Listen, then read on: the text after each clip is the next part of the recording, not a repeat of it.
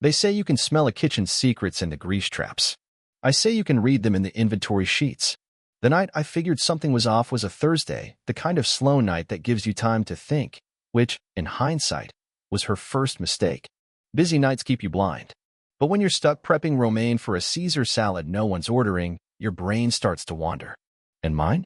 It wandered straight into the walk-in and found the smell of bullshit. I'm not a paranoid guy. I'm a sous chef, which basically means I do all the real cooking while someone else takes the credit and schmoozes with the patrons. That someone else was my wife, Lena. Restaurant manager by title, dream killer by night. We opened Terra and Flame together 5 years ago. Romantic, right? Built from scratch, late nights, burned fingers, shared dreams, and a business loan with both our names on it. I handled the back, she handled the front. She had the charm, I had the calluses. Now, Lena's always been precise. She runs a tight ship, down to the placement of the flatware.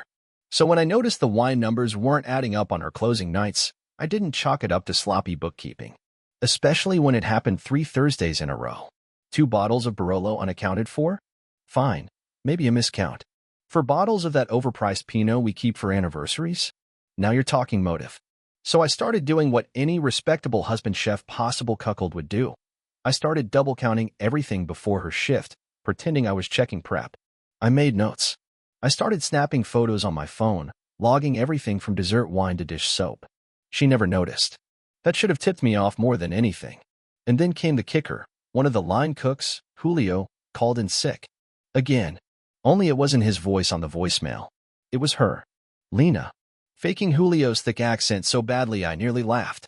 I checked the schedule. Julio had swapped with Marcus, the new sommelier Lena had personally recruited from some cutting-edge wine bar downtown. The guy was 6'2", had a face like a cologne ad, and wore his apron like he was auditioning for a chef-themed dating show. He always smelled faintly of cloves and deceit. Funny thing, though, Marcus wasn't even supposed to be working Thursdays. I started staying late. I'd volunteered to redo the pork marinade or double-check the dry storage. Truth was, I was watching patterns.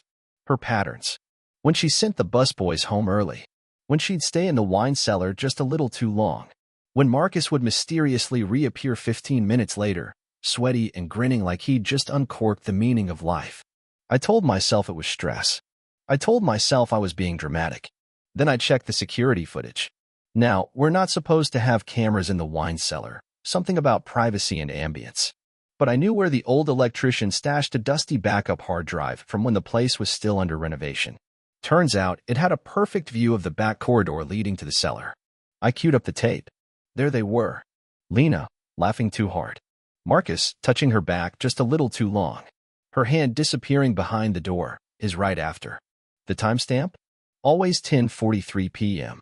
I sat in the back office, watching frame after frame like it was a rerun of a sitcom I used to love but now hated with a burning passion. She kissed him. Full on. Twice. Once while holding a bottle of that Pinot. My Pinot. And that was it. Not the kiss. Not the betrayal. The wine. That damn $120 Pinot was what broke me. I shut the laptop, wiped my hands on my apron, and started planning. Revenge, like a soufflé, requires perfect timing. And mine? Was about to be delicious. You'd think that once a man sees his wife kissing another man on camera, in a wine cellar he designed, no less, that he'd blow up. Confront her. Scream. Maybe break a few wine glasses. You know, dramatic movie stuff. But no, that's not how you get even. That's how you get kicked out of your own restaurant and wind up crying into a microwave burrito in a Motel 6. Me? I went quiet. Cold, even. Lena noticed. She asked if I was tired. If I was getting sick. If I needed a mental health day like I was some worn-out intern. I smiled, told her I was fine. Then I scrubbed the walk-in freezer until my knuckles bled. You want to play games behind my back? Fine. Just remember, I cook the food. I run the kitchen. I control what goes in front of those customers. Including you. But this wasn't just about catching her. This was about making sure she never forgot the taste of betrayal. The exact flavor of what she'd done. I wanted her to choke on it. So I started phase 1, Operation Sweetheart. First thing I did? Butter her up.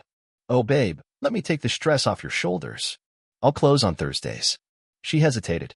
That was her favorite night to check inventory, but I gave her that dumb loving smile she always fell for. the one I hadn't used since our honeymoon. She melted faster than goat cheese on grilled ciabatta. Second, I made Marcus my new favorite sommelier, invited him to family meal, picked his brain about wine pairings, and complimented his vision. I told him he had a real future. He puffed up like a pastry in a convection oven, all while logging everything. You'd be amazed what a man will say when he thinks he's the golden boy. Marcus started bragging. Big time. First, it was about his refined palate. Then about Lena being a great teacher, and always, Then he actually winked. I nearly threw a cleaver at him. Instead, I poured him another glass of wine and smiled. By the third week, I had timestamps, witness statements, and enough footage to put together a Netflix special. But that wasn't enough.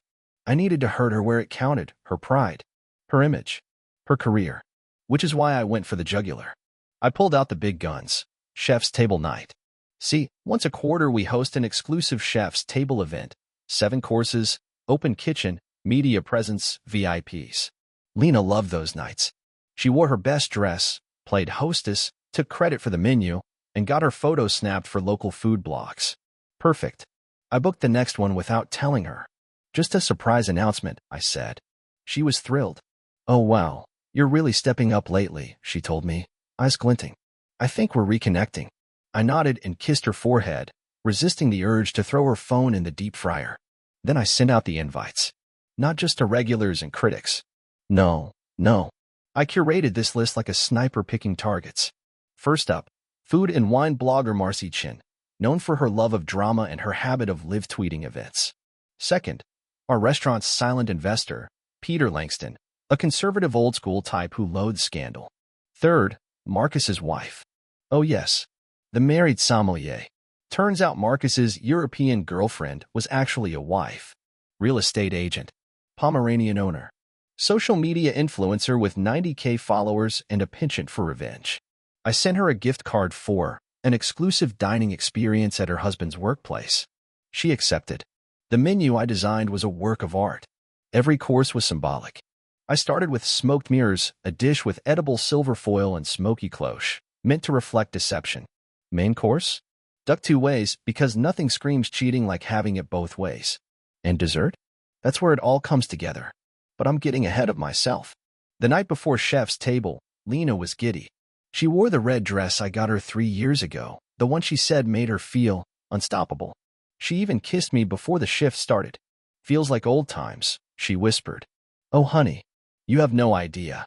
The kitchen buzzed like a hive. Everyone was on edge, energy high. I ran the line like a conductor. Flames danced. Plates spun. People clapped after every course. Critics smiled. Marcy tweeted. Everything was going perfectly. Until dessert. That's when I rolled out the carts myself, white gloves and all.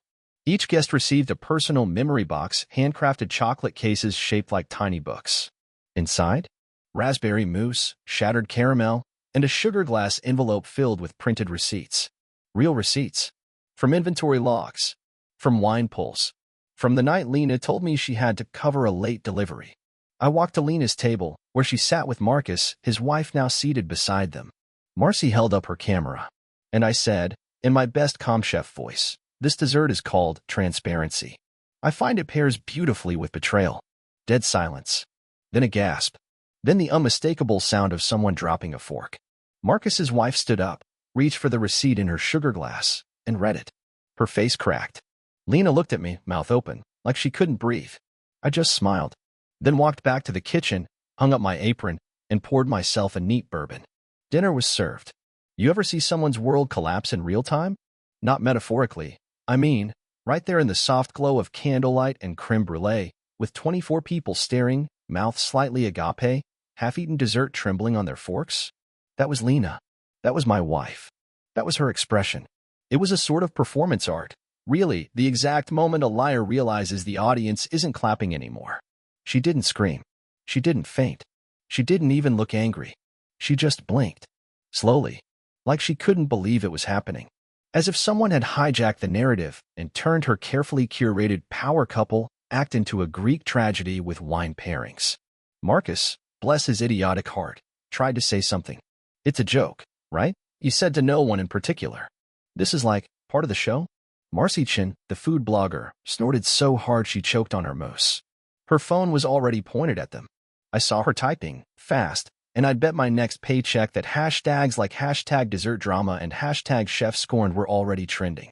And then, like fate had a flair for comedy, Marcus's wife, Eva, pulled out her phone and held it up. "Hi, everyone," she said, calmly, to the table, to Lena, to Marcus, to whoever was still pretending this wasn't a five-alarm dumpster fire. "You're probably wondering what a real estate agent's doing at a fancy chef event. Well, I'm here to support my loving husband, who, it turns out, has been sneaking into wine cellars with the manager while pretending I'm out of town showing condos." She turned the screen around. There it was, an old photo. Marcus and Lena, caught in the soft glow of the cellar lights. Lips locked. Wine bottle still in her hand. Time-stamped. Geotagged. Proof. The room fell silent, like a theater when the curtain drops. Lena stood. Wobbled. I thought for a second she might throw up, which, admittedly, would have been a nice little cherry on the top of this disaster Sunday. But she didn't. Instead, she turned toward me. She whispered. "You planned this." I sipped my bourbon. "Yes," I said. "Dessert's always better with a little surprise." And I walked away. Now, you might think that was the climax, the big public takedown, the end. But oh no, that was just the opening act. The amuse-bouche of vengeance, if you will.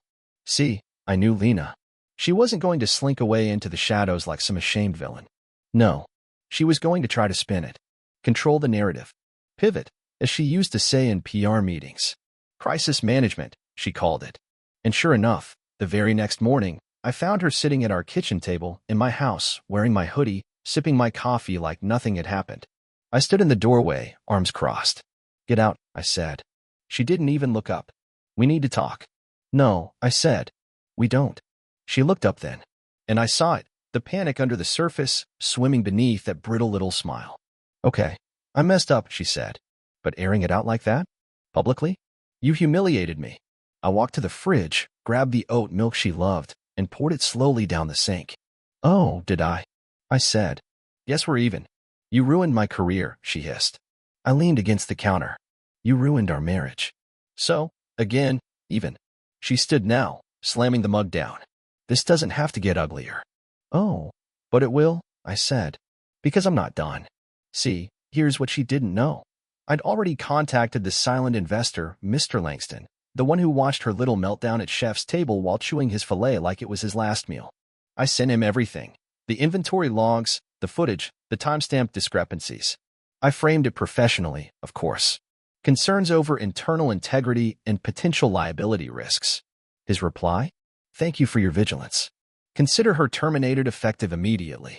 I was CC'd on the formal email the next morning. Lena got it while standing in my kitchen. Her phone buzzed. She read. Her lips parted, but no words came. She just walked out. For once, without a word. But Marcus? Marcus wasn't so lucky. Turns out, Eva had already filed separation papers before the moose even set. She wasn't just an influencer, she was vindictive. Public posts. Tagged photos. Hints of infidelity at fine dining establishments, with a slow drip of photographic receipts. The man went from rising sommelier star to Instagram's favorite adulterer in less than 48 hours. By the weekend, Terra and Flame was all over the food blogs. Not for our duck confit. For the drama. And here's where it gets good. A rival bistro, Ember and Ash, reached out. They've been trying to poach me for months. They loved the theatrics, they said. Loved the brand. Loved the way I commanded a kitchen like a conductor with knives. They offered me executive chef. Full creative control. Better pay. Bonus structure. I said yes before the espresso finished brewing. Lena tried to text me once more. Just a sad little, "Can we talk?" with no punctuation. I blocked her.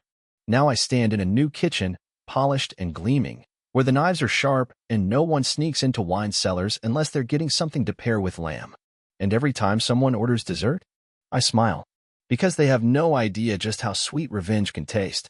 The funny thing about a good scandal, it's not the explosion that ruins lives. It's the smoke that lingers. The whispers that follow you from the parking lot to the produce aisle. The way eyes flick toward you, then flick away just as fast. Lena was learning that the hard way. I didn't see her for 2 weeks after the Chef's Table massacre. Not in person, anyway. But I saw the posts? Oh, the posts. It started with a food blogger in Seattle who screenshotted Marcy Chin's now viral live thread and reposted it with the caption, Theater? No. Just fine dining with a side of betrayal. That got picked up by a restaurant meme page. Then Reddit. Then Twitter. Within days, #TerraDrama was trending, and someone even made a meme of Lena holding a wine bottle like a microphone with the caption, "I'd like to toast to poor life choices." Even I had to admit, that was good.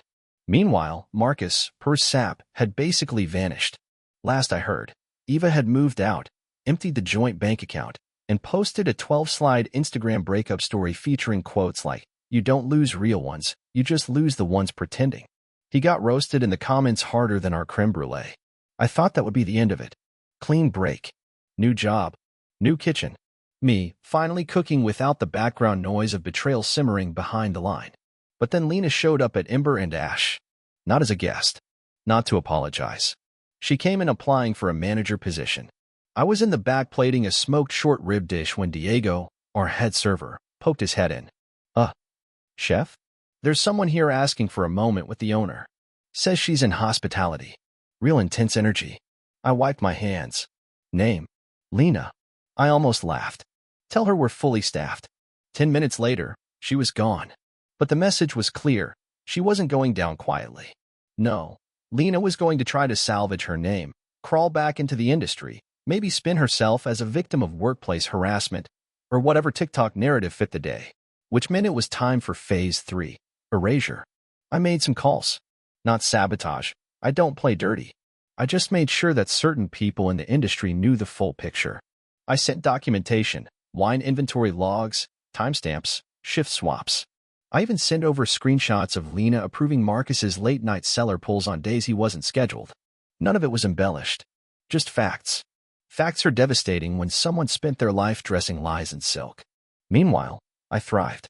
The kitchen at Ember and Ash became my sanctuary. No more tension at home. No more forced affection. Just fire, knives, and control, the three things that always tell the truth. And then I got the letter. It was in our old mailbox, one I still checked every few days while waiting for the house to sell. A tan envelope. No return address. But the handwriting was unmistakable. Inside, just a single page. Brian, you've made your point. You've burned everything down. I get it. But can we stop pretending like I'm the only one who messed up? You were never present. You were always at the stove, at the market, in your zone.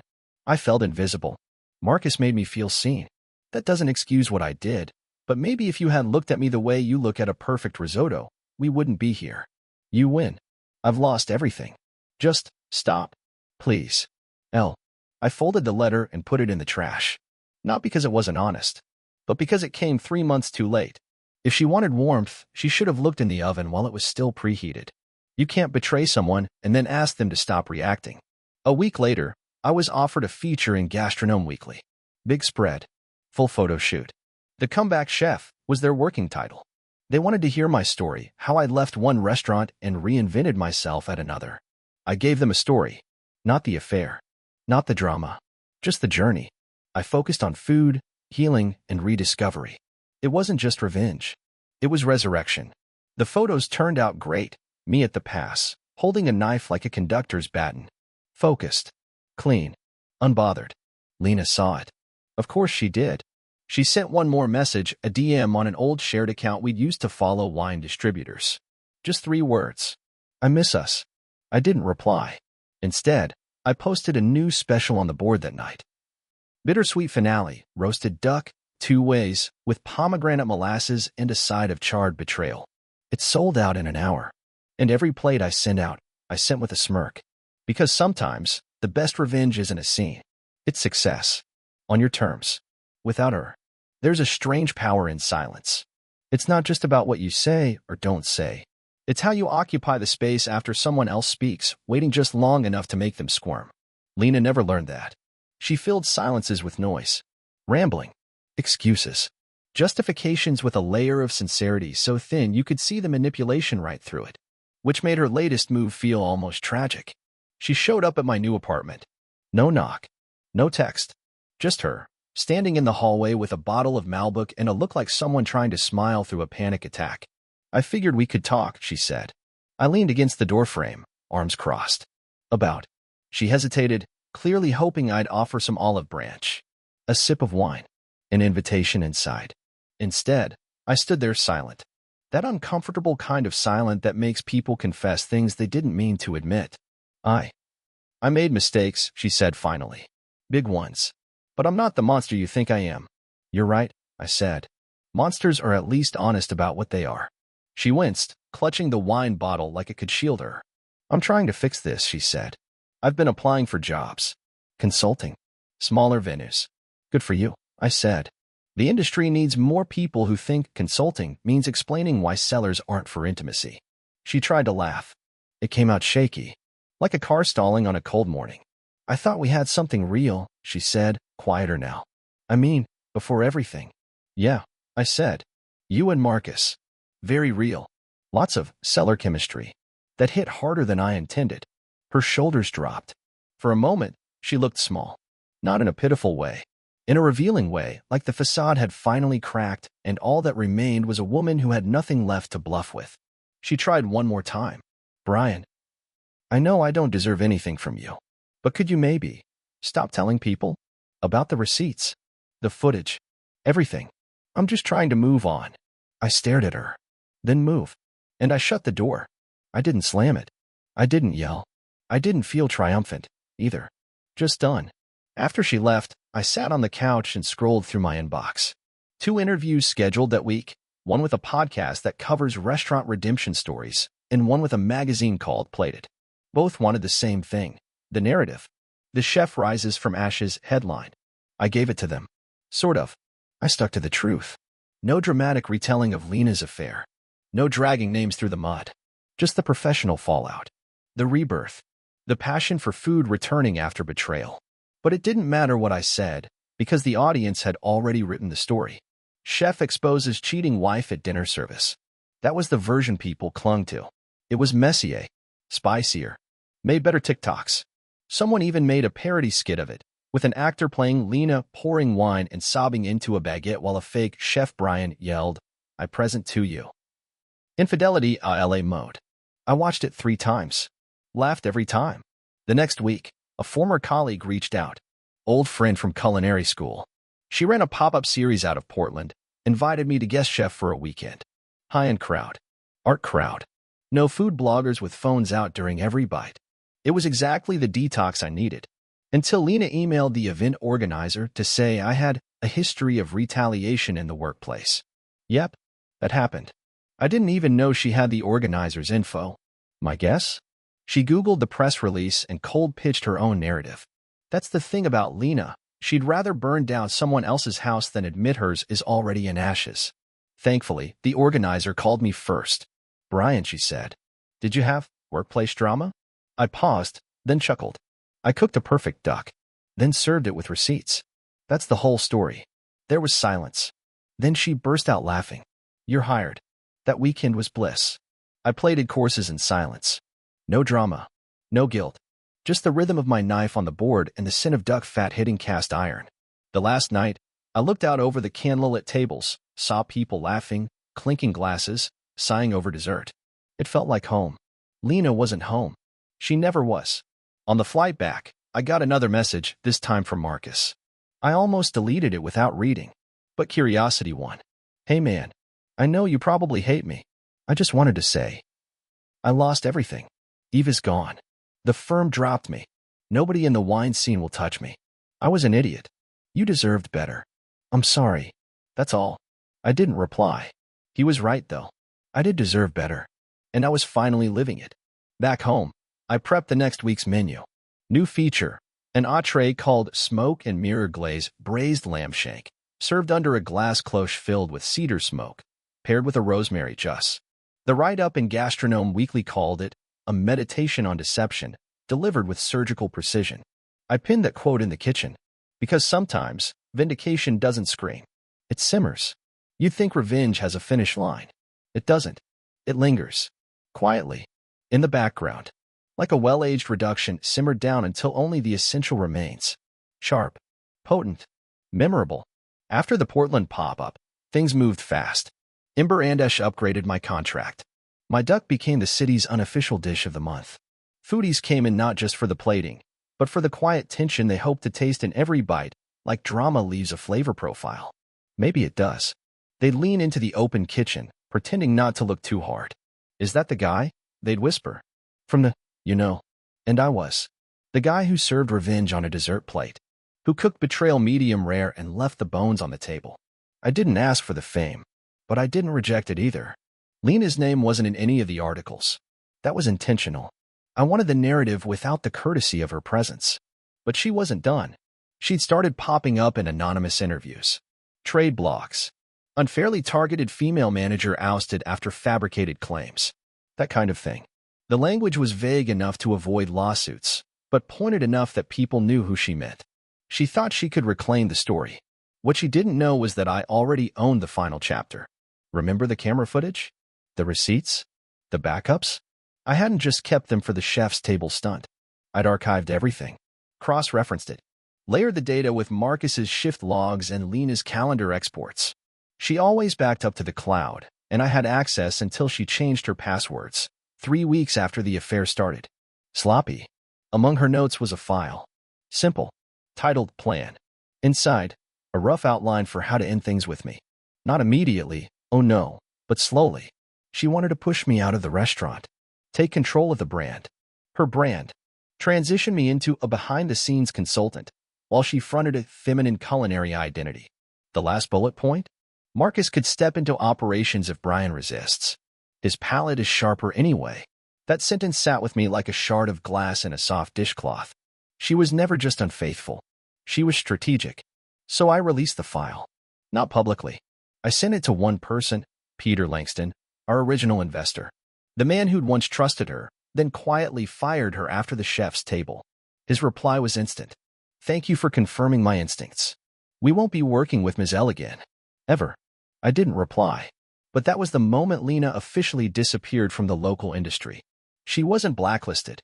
Just forgotten. People stopped mentioning her. The new staff at Terra and Flame, she'd been wiped from their onboarding materials. Her LinkedIn changed titles. Hospitality consultant. No company listed. And then came the email that really caught me off guard. From Marcus.